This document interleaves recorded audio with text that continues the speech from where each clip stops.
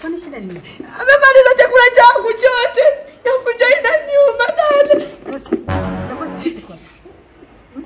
Chakula chenyewe kilikuwa kidogo, nimemaliza bwana. Hivi mshenzi nini? Unakula chakula cha mtoto? Yaani mtoto katoka asubuhi hapa hajala kitu chochote. Asubuhi umekunywa chai umesinia mikate. Kaenda shuleni kanywa uji tu. Karudi hapa chakula ambacho tumemwekea ili aale apumzishe akili yake umekula. Hivi unajua mtoto anateseka kuanzia asubuhi? Anawezaje kuwa na akili kama kitu nyumbani hajaitoa chakula? Haki ya mtoto apate chakula na kurudi shuleni na aoge apumzike. Sasa, nenda kutafuta chakula.